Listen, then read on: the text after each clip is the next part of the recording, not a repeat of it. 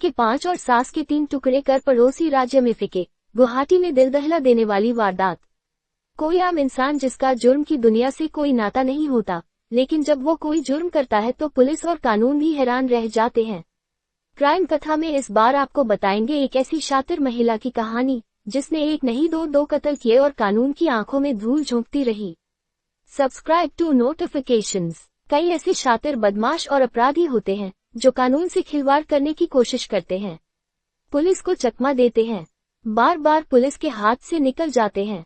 वो सबूतों को मिटाते हैं, गवाहों को धमकाते हैं, लेकिन एक ना एक दिन ऐसा है जब वे पकड़े जाते हैं। ये तो बात रही पेशेवर अपराधियों की, लेकिन कई मामलों में ऐसा भी होता है कि कोई आम इंसान जिसका जुर्म की दुनिया से कोई नाता नहीं होता, लेकिन जब वो कोई जुर्म करता है तो पुलिस और कानून भी हैरान रह जाते हैं। क्राइम कथा में इस बार आपको बताएंगे एक ऐसी शातिर महिला की कहानी जिसने एक नहीं दो कत्ल किए और 1 साल तक कानून की आंखों में धूल झोंकती रही। उस दिन एक परेशान महिला जिले के नूनमाटी पुलिस थाने में पहुंची।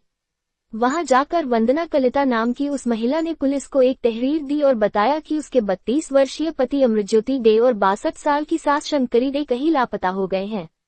उसने दोनों को तलाश करने की कोशिश की, लेकिन वो नहीं मिले। पुलिस को ये बात बताकर वो महिला रोने लगी। पुलिस ने उसकी शिकायत सुनने के बाद उसे मदद का भरोसा दिया और कहा कि वे जल्द ही उसके पति और सास को ढूंढ निकालेंगे। इसके बाद पुलिस ने उसकी तहरीर पर मामला दर्ज कर लिया और मामले की गंभीरता को समझते हुए छानबीन शुरू कर दी। पुलिस लापता हुए मां बेटे का सुराग लगाने की कोशिश कर रही थी।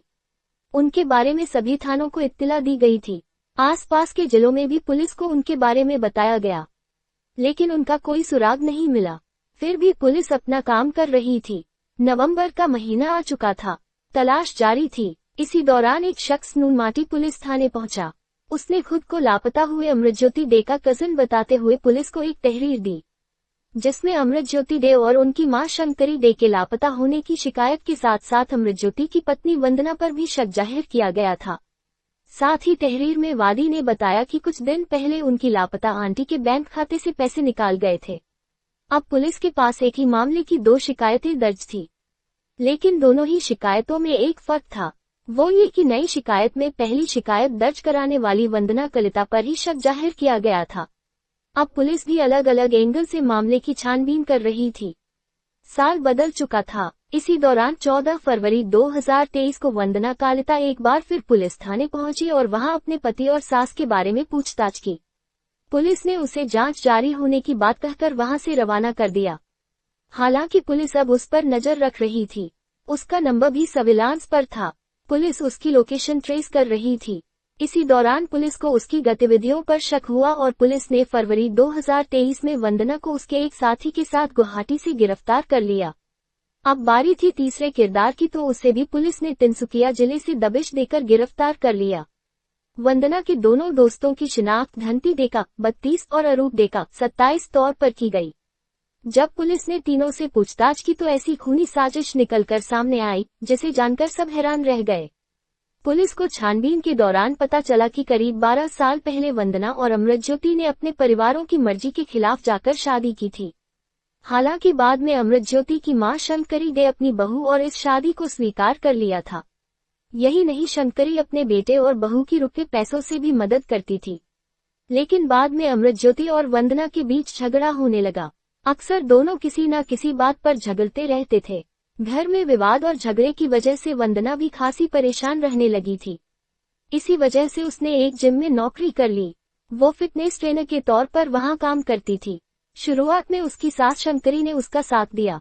वो उसे काम के लिए प्रोत्साहन देती थी, लेकिन ये सब ज्यादा दिनों तक नहीं चला। अचानक शंकरी डे बदल गई और वो बहू को सपोर्ट करने की बजाय पीछे हट गई थी। यहीं से वंदना और उसकी सास के रिश्ते में खटास आ गई थी। अब वंदना के मन में कुछ और ही चल रहा था। वो अपनी सास और पति को रास्ते से हटाने का मन बना चुकी थी। उसके दिलो दिमाग में रात दिन बस यही चल रहा था कि कैसे उन दोनों को रास्ते से हटाया जाए। उसे इस बात का एहसास भी था कि ये काम अकेले करना मुमकिन नहीं था। लिहाजा वंदना ने अपने 2 दोस्तों को अपनी सारी कहानी सुनाई और उन्हें भी अपने खौफनाक प्लान में शामिल कर लिया। अब बस उसे सही मौके की तलाश थी। 26 जुलाई 2022, चांदमारी, गुवाहाटी। उस दिन दोपहर का वक्त था। अमृतज्योति किसी काम से बाहर गया हुआ था। घर में शंकरी और उनकी बहू वंदना अकेली थी। शक्री को जरा भी अंदाजा नहीं था कि अगले कुछ पलों में उनके साथ क्या होने वाला था। वो अपने में आराम कर रही थी। तभी वंदना वहां पहुंची और बेड पर चढ़ गई। इससे पहले उसकी सास शंकरी कुछ समझ पाती, वंदना ने उनके नाक और मुंह पर तकिया रख दिया। शंकरी छटपटाती रही, तड़पती रही, लेकिन वंदना ने उसे नहीं छोड़ा और कुछ देर बाद शंकरी का शरीर शांत हो गया। वो दम तोड़ चुकी थी। अब वंदना ने अपने प्लान मुताबिक फौरन अपने दो दोस्तों को कॉल करके अपने घर बुला लिया। वे दोनों शख्स वहां पहुंच चुके थे। अब तीनों मिलकर पहले तेजधार हथियार से शंकरी की लाश के 3 टुकड़े कर दिए और फिर उन टुकड़ों को पॉलिथीन में बांधकर कार की डिग्गी डाला और पड़ोसी राज्य मेघालय की तरफ निकल गए। बॉर्डर क्रॉस करने के बाद उन्होंने शंकरी की लाश के टुकड़ों को अलग अलग जगहों पर फेंक दिया और वापस गुवाहाटी लौट आए। जब अमृतज्योति डे वापस आया और उसने अपनी मां के बारे में पूछा तो वंदना ने बताया कि वो किसी काम से बाहर गई हैं, अभी तक लौट कर नहीं आए। इसके बाद वो अपने पति के साथ मिलकर शंकरी डे को तलाश करने का नाटक करती रही। वक्त बीतता जा रहा था। अब वंदना को उस मौके का इंतजार था जब वो अपने पति को रास्ते से हटा सके। इस दौरान वे शंकरी को तलाश करते रहे, लेकिन पुलिस के पास नहीं गए। पुलिस के मुताबिक आखिर वंदना को 17 अगस्त के दिन वो मौका मिल ही गया था जिसकी उसे तलाश थी। उस दिन अमृतज्योति डे और वंदना नरेंगी में अपने फ्लैट पर आए हुए थे। वो दोनों वहां अकेले थे। इसी दौरान वंदना ने अपने दोनों करीबी दोस्तों को फोन करके वहीं बुला लिया। अब मौका मिलते ही वंदना ने अपने दोनों साथियों के साथ मिलकर अमृतज्योति पर एक रॉड से हमला कर दिया। उन्होंने उस पर इतने वार किए कि उसकी मौत हो गई। अब बारी थी लाश को ठिकाने लगाने की, लिहाजा उन तीनों ने शंकरी की तरह ही अमृतज्योति की लाश 5 टुकड़े कर दिए और फिर उन टुकड़ों को पॉलिथीन में पैक कर लिया। फिर उन 5 पॉलिथीन बैग्स को उन्होंने कार की डिग्गी में रखा और मेघालय की तरफ चल पड़े। फिर बॉर्डर पार करके उन्होंने लाश के टुकड़ों को अलग अलग जगहों पर फेंक दिया और वापस गुवाहाटी लौट गए। पकड़े जाने के बाद वंदना कलिता ने पूछताछ के दौरान पुलिस के सामने दावा करते हुए बताया कि उसका पति नशा करता था। इतना ही नहीं, उसकी कई लड़कियों के साथ दोस्ती थी। इन सब की वजह से ही उन दोनों के बीच आए दिन झगड़े हुआ करते थे।